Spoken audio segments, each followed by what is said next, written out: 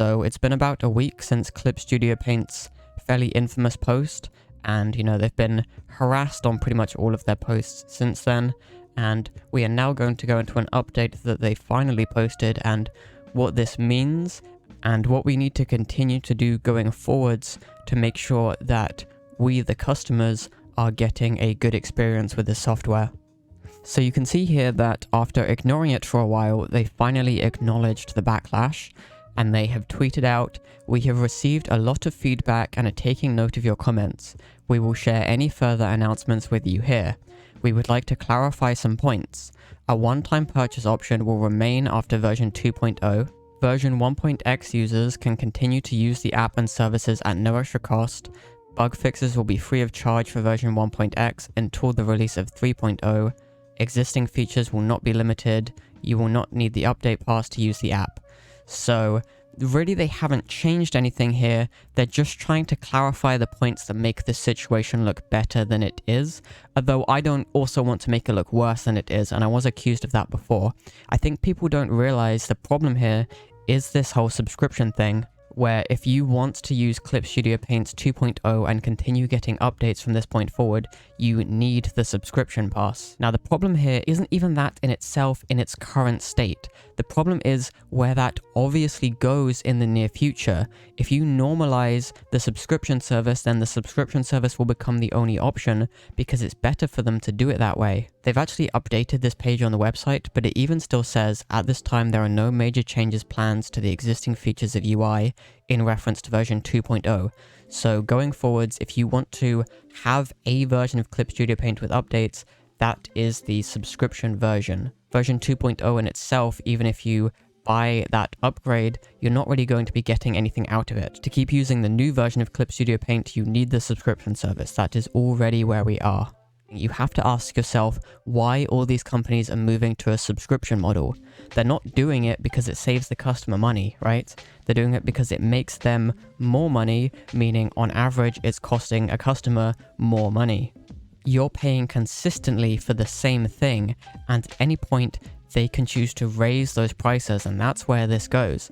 If you're paying the subscription service for Clip Studio Paint, those prices are going to go up, and if you don't pay the new higher prices, you will lose all the updates that you've been using in your workflow up until this point. And if you completely lose access for Clip Studio because you don't have a perpetual license either, then you can say goodbye to being able to access all of your brushes and Clip Studio files, which is especially bad if, let's say, you're working on a larger animated project or something like that, or a webcomic. You won't be able to access those files without continuing to pay for the higher subscription, or for then buying the perpetual license for something that you've already sunk a bunch of money in with a subscription service. Either way, this puts the customers in really awkward, bad financial situations. So what's good here is that they have responded, and that even from just kind of Twitter harassment, they're already taking note of this and trying to clarify the main points here. But as many people are saying, what's really the issue here is the subscription in itself, and that you lose everything if you stop paying for it. And again, at that point you're trapped into a situation where the price can go up whenever they feel like it. I have seen so many people say that they would happily buy Clip Studio Paint 2.0 even for a high price if it just continued to function the same as what we already have, and I agree. I would pay a lot of money for Clip Studio Paint. The problem is subscription services. I'm not doing subscription services. I hate them. I hate not owning things, and I'm not going to support this. Many people don't seem to understand the whole version 1.x expiring thing, so I also want to talk about this. You are going to be able to keep using 1.x if you already own it for a good while now. It's going to keep getting updates until 3.0, which is a completely vague point in time. It could be another 10 years, it could be next year, we really don't know. Up until 3.0 comes out, 1.x is going to keep getting bug fixes and stabilization to work with operating system updates and things like that. So for now, you can keep using 1.x. 1.x isn't going to change into a subscription model, nothing like that is going to happen. The problem is when 3.0 comes out, if they've been able to normalize subscription services, we are going to get to a point where you essentially need a subscription to properly use Clip Studio Paint. And at that point, when 3.0 comes out, it's not going to take too long for operating systems to update to the point where you cannot use your current software. It's like, try playing a Windows XP game on Windows 10. It's probably not going to work. Yes, you could technically run a virtual machine or something like that, but that really isn't a solution to the problem. The real scary thing here isn't what this looks like right now. This isn't the problem. What the problem is what this looks like 10, 15, 20 years from now, where we have no control over any of our software, including Clip Studio Paint, and you're paying constantly increasing amounts of money to use it. We need to try and make sure that Clip Studio aren't allowed to go the Adobe route, and if they do keep showing signs of moving in that direction, we are all going to ditch them and move on and not give them any money whatsoever. I don't know why so many people seem to think that this means Clip Studio need more money, or that, you know, they're running out of money. Clearly their current business model works. They've been constantly updating Clip Studio. They've been doing giveaways and contests and stuff like that. They have plenty of money from all the people who have bought Clip Studio Paint. Their entire business model revolves around reducing the price to get as many people in as possible. And you are going to hit a limit with that where people stop buying it because they already have it. But at that point, just release a new version and have that going for another 10 years. Maybe even have it so updates are kind of modular and you can pay, you know, £5 for the new Liquify tool, and you'll have that for life. Something like that. I think everyone would be happy with that.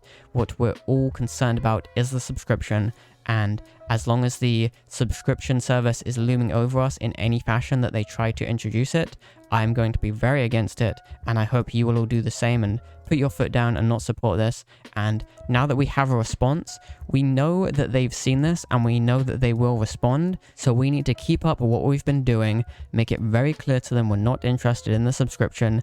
And what made Clip Studio so great was the accessibility for all kinds of people, and it's a way to say, you know, screw you Adobe and how you've ruined the industry. But we still have a software that's a real competitor to Photoshop, at least as far as illustration and painting goes, but we don't have to deal with the manipulative business tactics that are designed to squeeze as much money as possible out of their users. So keep it up, everyone. Keep doing what you're doing. Try and make sure, you know, you and your friends don't buy Clip Studio, even the perpetual license, in my opinion, for now. If they're seeing a dip in just general sales of what they're already selling, that's the really big thing that's going to make a difference. And I should have mentioned that in the last video. I said you should just like harass them on Twitter. I do think that is true to a certain extent, and I do think having your reputation tarnished on social media is a big deal to companies. But yes, of course, their bottom line is the most important thing to them. So if they can see a dip with that before Clip Studio Paint 2.0 has even come out, we might be looking at a future here where we can just get a perpetual license for 2.0 for a flat rate with updates for the next 5-10 years. And if we get that, I want all the people defending Clip Studio's decision to look at that and realize that consumers can get more and they can get better, and companies are not your friend. They're trying to get as much money from you as possible. So we need to force them into a situation where they are acting in a pro-consumer way that is a good deal for us, that also works for them, not squeezing as much money from us as physically possible. So thank you for watching this video. Make sure you stick around for more updates on this situation. If you want to improve your art for free, you can join the Learning to Draw Discord server. And if you want to see my art before it goes up in these videos, you can follow me on Twitter and Instagram. So that's going to be it for this video. Thank you for watching, and goodbye.